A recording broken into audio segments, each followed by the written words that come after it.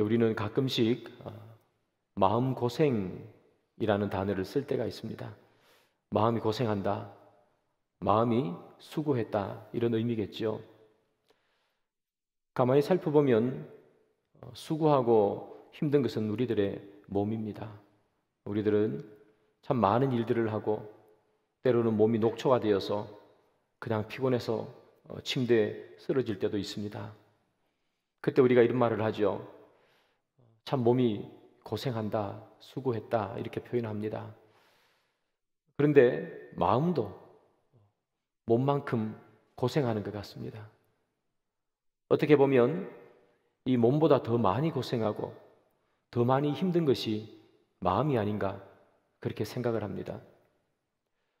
언제 우리의 마음이 가장 아프고 언제 마음이 가장 고생하는가, 그런 생각을 해보면 삶이 내 뜻대로 되지 않을 때, 삶이 내가 계획한 대로 움직여지지 않을 때, 그때 우리의 마음이 제일 고생하는 것 같아요. 인생을 살다 보면 뜻대로 되지 않잖아요. 여러분들도 그런 시간들을 느껴보았을 거고 저도 마찬가지입니다. 계획한 대로 되지 않고 뜻대로 되지 않고 계획한 대로 되어가는 것 같지만 또 그 가운데서 계속해서 생각지 못했던 일들이 벌어지고 그때마다 우리의 마음은 계속해서 아프고, 그것이 마음고생, 마음 아프다 하는 그런 표현들로 표현될 수 있는 것 같아요. 어린아이가 자기가 가지고 싶은 것, 자기가 하고 싶은 것을 하지 못할 때 떼를 쓰게 되죠. 울음을 터뜨립니다. 그때 부모님이 이렇게 얘기합니다. 내가 하고 싶은 대로 다 할 수 있는 거 아니야. 저도 우리 아이 데리고 마트 같은 데 가면 어릴 때는 그냥 아무거나 집습니다. 내려놔. 그러면 이 애가 내려놓지 않습니다. 꼭 잡고 절대로 그 조그마한 손으로 뺏기지 않으려고 잡고 있습니다. 그것을 손을 떼면서 애가 듣는지 안 듣는지 애가 이해하지 못하겠지만 그런 얘기합니다. 내 하고 싶은 대로 다 못해. 그런 이야기를 들으면 애들은 또 이렇게 울면서 얘기합니다. 왜 못해요? 주세요. 아이를 계속해서 달래보지만 그러나 아이들은 계속해서 떼를 쓰게 되죠. 그때 이런 얘기를 합니다. 왜 안 되냐고? 어른이 되면 알 수 있어. 그렇게 얘기해 줍니다. 어리니까 말해도 소용이 없는 거죠. 어른이 되면 알 수 있어. 그런데 사랑하는 여러분, 어른이 되면 알 수 있을까요? 어른이 되어도 우리는 가지고 싶은 것, 하고 싶은 것, 내 뜻대로 하고 싶은 것이 너무 많습니다. 그런데 그 많은 것들 가운데 정작 내가 할 수 있는 것은 몇 가지가 없습니다. 내가 하고 싶은 것 뜻대로 되지 않을 때 우리는 어린아이처럼 더 이상 울거나 떼쓰거나 마트 한 복도에 들어 누워서 울지는 않습니다. 그러나 울지 않고 떼쓰지 않을 뿐 우리의 마음은 더 아파가고 우리의 마음의 상처는 더 깊어갑니다. 어린아이 같으면 그저 한번 울면 그만인 것을, 그러나 어른들은 잘 울지도 않기에 마음은 더 힘들어지고 마음은 더 고생합니다. 그래서 마음이 문드러진다, 그런 표현을 쓰게 되죠. 마음이 무너지는 거예요. 가만히 살펴보면 우리의 삶 속에서 내 뜻대로 된 것보다 내 뜻대로 안 된 것이 훨씬 많습니다. 내 뜻대로 되지 않을 때 우리는 어떻게 해야 되는가? 내가 원하는 대로 되지 않을 때 나는 무엇을 할 수 있는가? 내 뜻대로 되지 않을 때마다 어린아이처럼 울고 바닥에 들어 누워 떼를 쓰고 그렇게 할 수 있습니까? 내 마음대로 내 뜻대로 되지 않을 때마다 우리는 내 삶을 바라보며 내 삶은 도대체 왜 이런가? 스스로를 비난하고 때로는 좌절하고 낙심하고,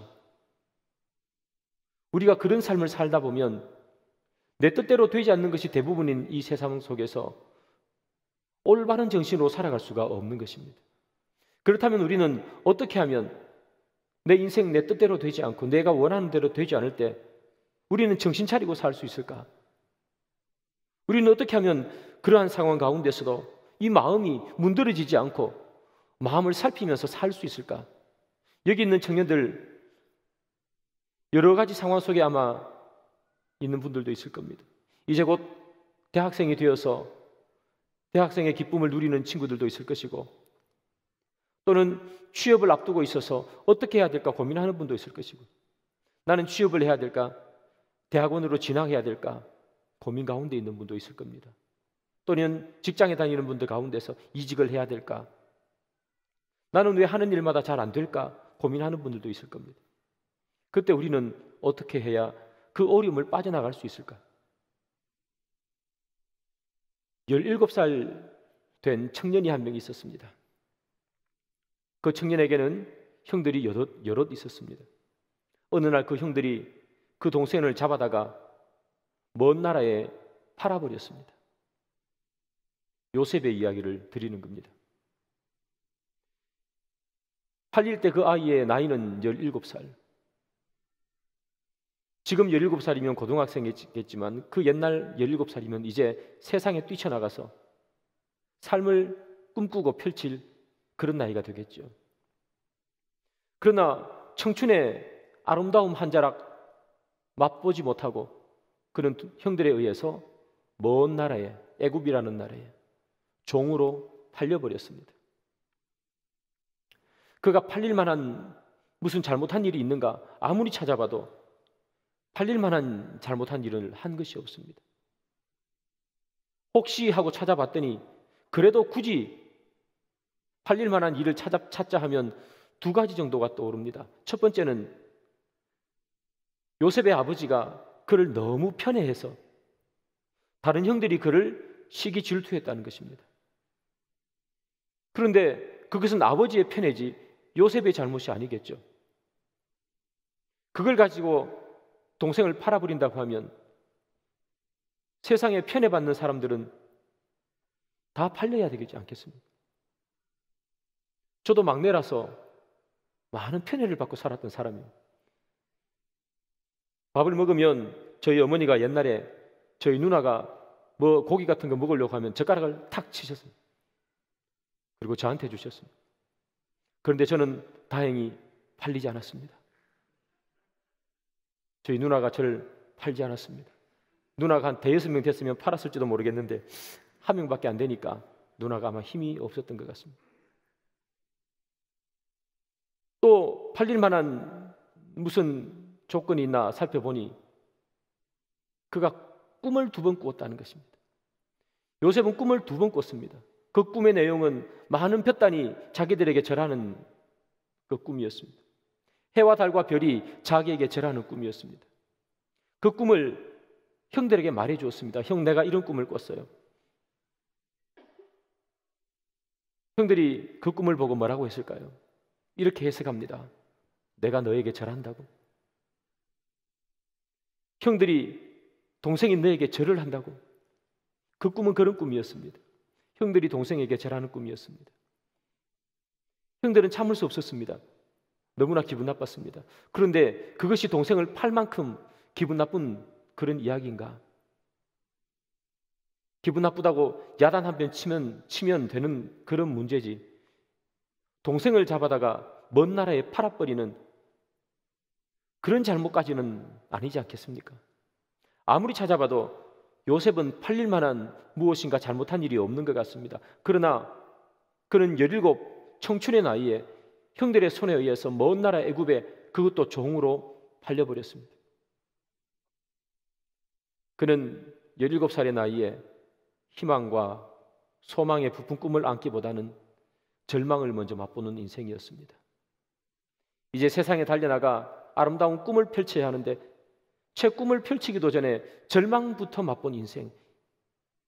사회생활 첫걸음에 아주 깊은 절망, 그것도 가장 가깝다고 여기는 형들에 의해서 다른 나라에 종으로 팔려버리는 깊은 절망감을 맛보게 됩니다.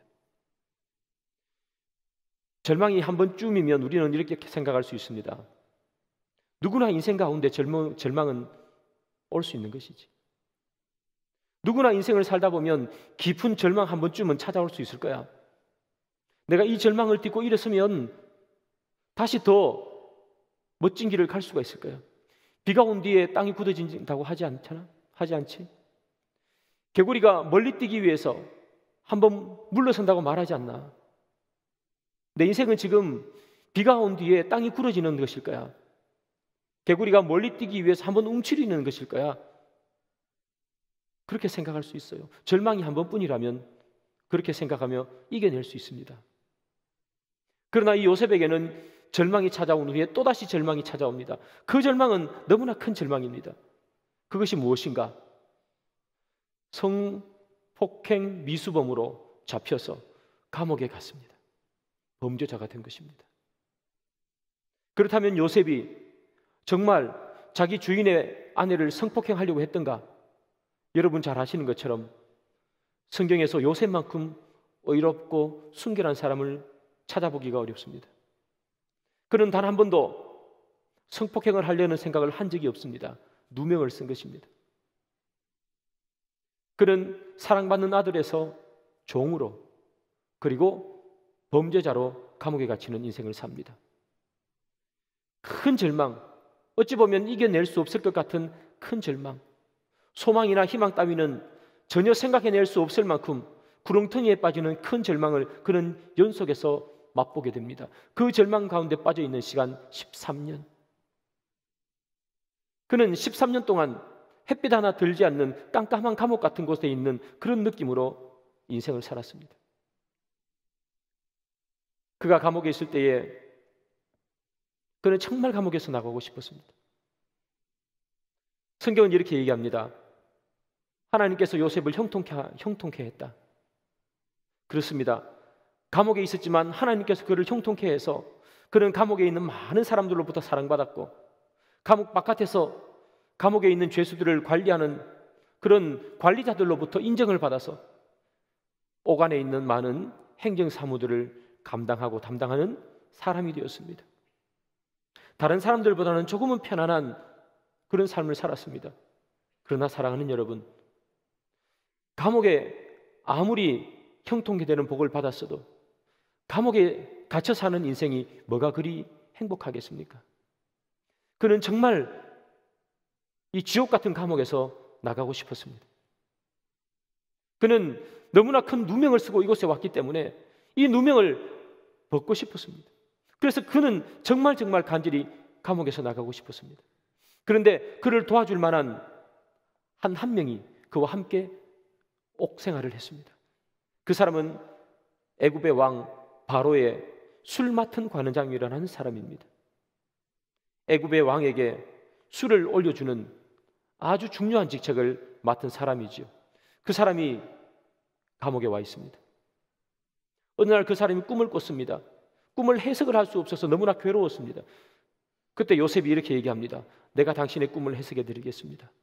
그러나 내가 당신의 꿈을 해석해 주면 당신은 절대로 나를 잊지 마십시오. 감옥에서 나가시거든 나를 절대로 잊지 마시고 나를 이 감옥에서 좀 꺼내 주십시오. 그렇게 얘기하죠. 그래서 이 요셉은 얼마나 그 사람에게 간절히 자기를 감옥에서 꺼내 주기를 소망했는가 하면 한 절에서 3번 이렇게 얘기합니다. 나를 생각해 주십시오. 나에게 은혜를 베풀어 주십시오. 나를 건져 주십시오. 짧은 한 절에 그는 3번 말합니다. 나를 생각해 주십시오. 나에게 은혜를 베풀어 주십시오. 나를 건져 주십시오. 너무 감옥에서 나가고 싶었습니다. 왜 그렇지 않겠습니까? 감옥에서 있는 그의 마음이 얼마나 문드러졌었겠습니까? 나를 생각해 주십시오 라고 할 때에 우리 성경에는 나타나지 않지만 원문 성경에는 나를 생각해 주십시오 앞에 이런 단어가 들어가 있습니다. 진실로. 진실로라는 말은 이런 얘기죠. 정말로, 진짜로. 제 고향 사투리로 말하면 억수로. 정말 잊지 마십시오. 진짜로 잊으시면 안 됩니다. 얼마나 감옥에서 나가고 싶었으면 그 사람에게 그렇게 말했겠습니까? 술 맡은 관원장은 요셉의 그 예언대로 3일 후에 감옥에서 나가게 됐습니다. 감옥에서 나간 후에 그는 누명을 벗고 애굽 왕 바로 옆에서 술 따르는 관원장으로 다시 복직하게 되었습니다. 요셉에게 희망 같은 소식이죠. 늘 버림받았던 형에게 버림받고, 그리고 종으로 팔렸지만 자기 주인 보디발에게 버림받았던 그러나 이제 술 맡은 관원장이 그를 살려줄 것 같았습니다. 성경은 이렇게 기록합니다. 술 맡은 관원장이 요셉을 잊었더라. 나를 잊지 마십시오. 은혜를 베풀어 주십시오. 건져 주십시오. 절대로 나를 잊지 마십시오. 그렇게 신신당부하고 부탁을 했습니다. 아마 그 이야기를 들은 술 맡은 관원장은 이렇게 얘기했겠죠. 절대로 너를 잊지 않으마. 내가 여기서 나가기만 한다면 내가 너를 이곳에서 꺼내주마.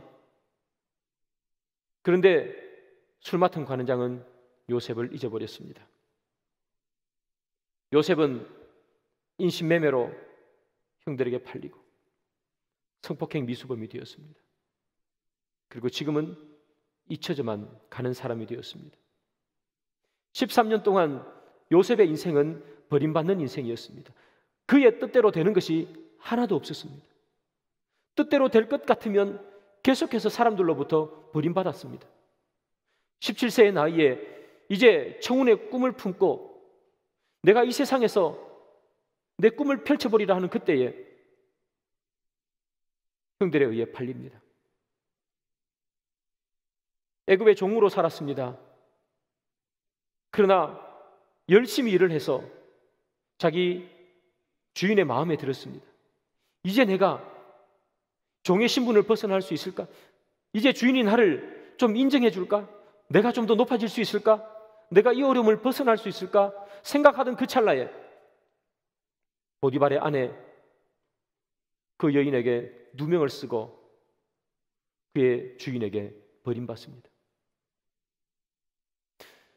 마지막으로 술 맡은 관원장에게 그의 모든 희망을 걸었습니다. 그가 나가기만 한다면, 나가는 건 확실하니까 그가 나가기만 한다면 나는 복직될 수 있을 거야. 꿈에 부풀었습니다. 그러나 웬걸 잊어버렸습니다. 그는 13년 동안 버림받는 인생만 살았습니다. 계속해서 버림받았습니다. 누구 하나 그의 이름을 불러주는 사람 없었고, 이름을 불러줄만 하면 또 버림받는 인생을 되풀이했습니다. 누가 봐도 뜻대로 되는 것이 하나도 없는 인생, 요셉의 인생이죠. 그의 마음이 얼마나 아팠을까 우리는 상상도 하기 힘듭니다. 여러분, 인신매매로 팔렸습니다. 성폭행 미수범으로 감옥에 갇혔습니다. 사람들이 그의 이름을 잊어버렸습니다. 사랑하는 여러분, 이만한 고통, 이만한 고난을 겪어보신 적이 있습니까? 저도 없습니다. 상상할 수 없는 고난이죠. 저희 어머니께서 가끔 이런 이야기를 합니다. 내가 살아온 인생을 글로 쓰면 소설책 10권도 넘게 쓸 수 있다고 얘기합니다. 아마 여러분들 부모님들도 그런 이야기를 하시는 부모님이 계실 수 있을 겁니다. 그런 극한의 어려움 가운데서도 요셉이 그의 삶을 포기하지 않고, 요셉이 그의 인생을 포기하지 않았던 이유는 무엇일까? 그는 결국 이 이집트의 총리가 될 수 있었던 원동력은 어디에서 나오는가? 13년 동안 계속해서 버림받는 인생을 살았다면 그의 인생 전체를 포기할 만도 한데, 그는 무엇으로 버텨내고 무엇으로 이 어려움을 견뎌내고 이겨낼 수 있었을까? 창세기 45장 5절이 그 해답을 줍니다. 당신들이 나를 이곳에 팔았다고 해서 근심하지 마소서, 한탄하지 마소서. 하나님이 생명을 구원하시려고 나를 당신들보다 먼저 보내셨나이다. 기가 막힌 인생 아니겠습니까? 우리가 말하는 기가 막히고 코가 막히는 인생이죠. 그런데 그가 포기하지 않았던 이유는 다름이 아닙니다. 그는 사건에 집중한 것이 아니라 그 사건을 해석하는 데 집중했습니다. 사랑하는 청년 여러분, 우리의 인생에 내 뜻대로 되지 않는 일이 다가올 때 사건을 보지 마시고 사건을 해석하십시오. 그것이 핵심입니다. 요셉은 사건을 보지 않았습니다. 왜 나에게 형들은 나를 파는가? 왜 나는 팔려만 와야 하는가? 왜 나는 다른 사람들이 겪지 않는 이런 일을 겪는가? 왜 내 인생은 이렇게 재수 없는 인생을 사는가? 왜 내 인생은 이렇게 꼬여 있는가? 그렇게 사건을 본 것이 아니라 방금 45장 5절에 이렇게 말하죠. 내가 형들이 팔아서 이곳에 오게 된 것은 하나님께서 나를 먼저 보냈기 때문입니다. 사건을 해석합니다. 내가 왜 누명을 쓰고 감옥에 가야 했는가? 나는 그 여인 털끝 하나 건드린 적이 없는데 왜 나는 범죄자로 몰려서 감옥에 갔어야만 하는가? 사건을 보면 절망하고 낙심할 수밖에 없습니다. 그러나 요셉은 사건을 보는 것이 아니라 사건을 해석합니다.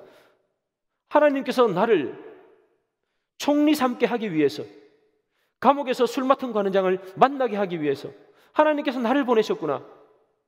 그는 사건이 아닌 사건을 해석하는 힘이 있었습니다. 이것이 영한, 영적인 안목이라고 우리가 부르는 것입니다. 사랑하는 여러분, 삶이 힘들고 어려울 때 우리는 어떻게 해서 그 삶의 어려움과 힘든 것을 헤쳐나갈 수 있을까? 이겨나갈 수 있을까? 다름이 아닙니다. 사건을 보는 것이 아니라 사건을 해석하는 힘이 우리에게 필요한 것입니다. 그것이 성도입니다. 사건을 보는 것은 누구나 다 보게 됩니다. 그거는 세상 사람들입니다. 성도는 사건을 보는 것이 아니라 사건을 해석하는 힘, 그것이 우리에게 있어야 하는 힘이 됩니다. 하만이라는 사람이 있었습니다. 하만이라는 사람은 계략을 짜내서 모든 유대인들을 다 죽여버리려고 계획을 짜고 온 나라에, 온 페르시아 나라에 방을 붙였습니다. 조서를 뿌렸습니다. 유대인들은 그 조서를 보고 벌벌 떨었습니다. 이제 우리는 다 죽게 되었구나. 그날이 오면 우리는 다 죽는구나. 올 12월 달이 되면 우리는 다 하만의 칼에 죽게 되는구나. 모두 다 그 사건을 바라봤습니다. 그러나 사건을 바라보지 않고 그 사건을 해석한 사람 한 명 있습니다. 모르드게라는 사람입니다. 모르드게는 이렇게 해석합니다. 그의 친척이죠. 에스더에게 이렇게 얘기합니다. 내가 왕비가 된 것은 지금 이때를 위함이 아닌가. 하나님께서 어떠한 방식으로든지 우리를 구원하실 것이지만 내가 나서지 않으면 그 죄가 너에게 돌아가리라. 모르드게는 모든 사람들이 사건을 집중할 때 그는 사건을 해석해내는 영적인 힘이 있었습니다. 그래서 하나님께서 우리를 구원하실 것이다. 그를 위해 너를 왕비가 되게 하셨다. 그렇게 말합니다. 요셉은 그의 인생이 뜻대로 되지 않았습니다. 그 뜻대로 되지 않은 인생이 13년입니다. 그럼에도 불구하고 그가 포기하지 않았던 이유는 그는 사건을 바라보는 것이 아니라 사건을 해석했기 때문입니다. 내가 애굽에 팔린 것은 나를 먼저 보내기 위함이 아닌가? 내가 감옥에 간 것은 총리가 되게 하기 위해서 하나님께서 나를 보내신 것이 아닌가? 사랑하는 여러분, 사건을 보지 않고 해석을 하면 비로소 하나님을 만납니다. 사건을 보면 낙심만 듭니다. 사건을 보면 헤어나올 수 없을 것 같아 절망감만 듭니다. 그러나 사건이 아니라 사건을 해석할 때 우리는 하나님을 만나게 됩니다. 하나님께서 나를 먼저 보내신 것이 아닌가? 하나님께서 너를 왕비되게 하신 것이 아닌가? 사랑하는 우리 청년 여러분, 여러분들의 삶 속에서도 얼마나 많은 뜻대로 되지 않는 일들이 있습니까? 그 뜻대로 되지 않는 일들을, 그 사건들을 다 쳐다보면 우리의 인생은 너무나 비참하고 우리의 인생은 너무나 가엾을 수밖에 없습니다. 내 인생 왜 이런가? 그러나 뜻대로 되지 않는 것을 해석해낸다면, 해석해낼 수 있는 영적인 힘과 영적인 능력만 있다면 우리는 어려움 가운데서, 내 뜻대로 되지 않는 그 처절한 삶 가운데서 드디어 하나님을 만나게 되는 것이죠. 방금 우리 읽었던 창세기 45장 5절을 다시 한번 봅니다. 둘째 줄 끝부분에 이런 말씀이 있죠. 나를 당신들보다 먼저 보내셨나이다. 요셉이 그렇게 말합니다. 형들에게. 형, 내가 애굽에 팔려온 것은 형들이 팔았지만 하나님이 나를 먼저 보내셨기 때문이야. 다 하나님의 섭리야. 그렇게 해석하는 거죠. 저기 나오는 먼저 보냈다 하는 그 말은 보내심을 받은 자라는 의미로 해석이 가능합니다. 보내심을 받은 자라는 말은 아포스톨로스, 신약 성경에는 사도라는 말로 번역합니다. 요셉이 사도라는 말이 아니라 요셉의 그 뜻대로 되지 않는 그 인생은 마치 사도처럼 보내지는 인생이었다는 것을 말하는 것입니다. 여러분들은 사도들에 대해서 잘 아실 겁니다. 예수님의 12제자들, 사도들. 그 사람들은 그의 인생에 마음대로 살았던 적이 없던 사람입니다. 여러분, 그들이 복음을 전하면서 겪었던 어려움을 아실 겁니다. 배고프고 채찍에 맞고 죽음의 위협에 직면하고 복음의 말씀을 전합니다. 성령의 충만함을 입어서 복음을 들고 세상에 나갔습니다. 일부러 감옥에 갇히려고 노력하고 일부러 채찍에 맞으려고 노력하는 사도가 어디 있습니까? 열심히 복음을 전했을 뿐이죠. 그런데 그들은 뜻대로 되지 않았습니다. 어느 도시에 가서 복음을 전했는데 그 도시에서는 예수 믿는 사람 거의였고 돌 세례만 받았습니다. 어떤 도시에 가서 복음을 전개했습니다. 많은 사람이 믿기는커녕 대부분의 사람이 그들을 쫓아내고 때리고 감옥에 가두었습니다. 성령 충만해서 오순절날 성령에 충만하게 입어서 복음을 전개했음에도 불구하고 그 뜻대로 되는 일이 세상에 없습니다. 하나님의 은혜를 충만케 받고 세상에 달려나간 사도들도 그 뜻대로 되는 일이 없는데 우리가 어떻게 우리 뜻대로 모든 일을 다 할 수 있겠습니까? 그럼에도 불구하고 이 사도들은 그의 인생을 놓지 않습니다. 내가 성령의 충만함을 받았는데 왜 뜻대로 되지 않는가? 내가 도대체 이게 능력이 있는가 하고 그의 사도의 직분을 내려놓지 않았습니다. 그들은 그럼에도 불구하고 복음을 전가하며 이렇게 얘기합니다. 베드로는 이렇게 얘기합니다. 잠깐 근심하지만 크게 기뻐하노라. 그에게 온갖 어려움이 찾아올 때 그가 하는 말입니다. 잠깐 근심하지만 크게 기뻐하노라. 바울은 또 이렇게 얘기합니다. 감옥에서 기뻐하라. 내가 다시 말하노니 기뻐하라. 사도들은 힘든 삶에 직면했습니다. 그의 뜻대로 다 잘 되지 않습니다. 복음을 들고 증거해서 뛰어나가면 다 될 것만 같았는데 그들을 반겼던 것은 다 날아오는 돌세례였습니다. 그럼에도 불구하고 그들이 아포스톨로스, 보냄을 받은 자로서의 삶을 살았던 가장 큰 이유는 그들이 사건을 본 것이 아니라 사건을 해석했기 때문입니다. 사건을 보면 내가 사도가 맞나? 사건을 보면 내가 성령 충만함을 받은 것은 맞나? 내가 이렇게 성령 충만함을 받고 내가 환상 중에 하나님의 음성을 듣고 내가 달려갔는데 왜 나를 기다리는 것은 돌뿐인가? 왜 나를 기다리는 것은 칼의 위협과 배고픔의 위협뿐인가?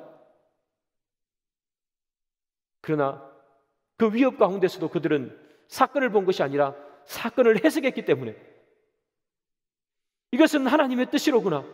나를 사용하기 위해 나를 도구로 써서 주의 복음을 전파하기 위한 하나님의 뜻이로구나. 나를 도구로 내어드려야 되겠구나. 그는 그 사건을 통해서 해석을 했고 해석을 통해서 하나님을 보는 거예요. 해석을 해서 하나님을 보니 그들은 하나님의 품속으로 달려들어갈 수 있었습니다. 하나님의 품속으로 달려들어갈 수 있으니 그들에게 다가오는 고난과 아픔과 위협은 하나도 그들을 괴롭고 힘들게 하지 못했습니다. 견딜 수 있었고 이겨낼 수 있었습니다.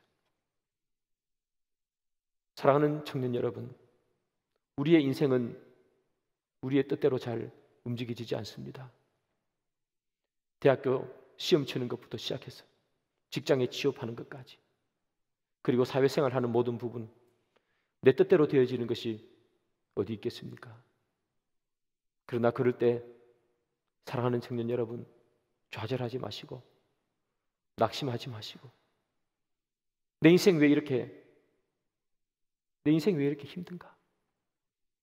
그렇게 낙심하지 마십시오. 저도 내 인생 왜 이렇게 힘든가 낙심 많이 해봤습니다. 유학하면서 참 힘들었습니다. 누구 하나 도와주는 사람 없었습니다.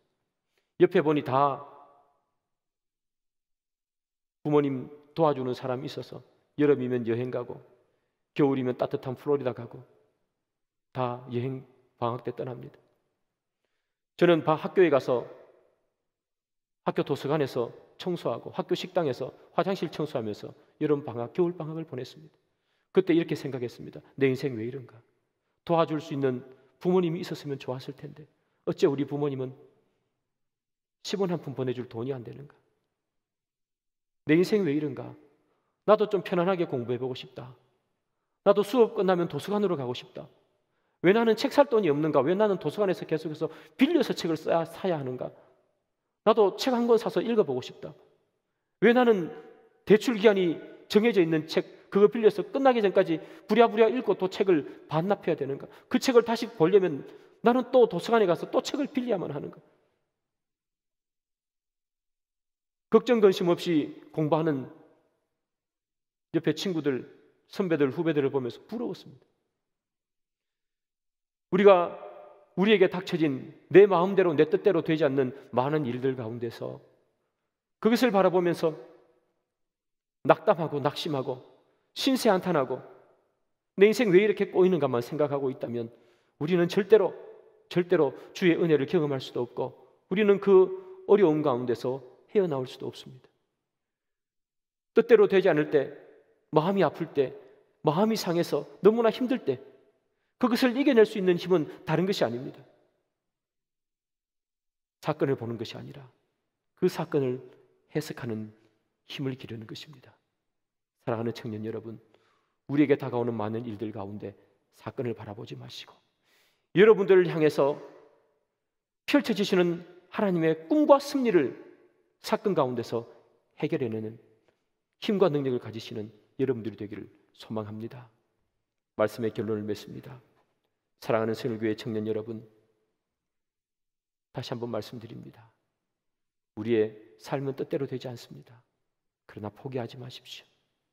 그러나 낙심하지 마십시오. 주님의 이름으로 세상을 보십시오. 주의 말씀으로 여러분들의 사건들을 해석해 내십시오. 그럴 때 주님께서 여러분들에게 더 큰 꿈과 더 큰 비전을 주실 줄 믿습니다.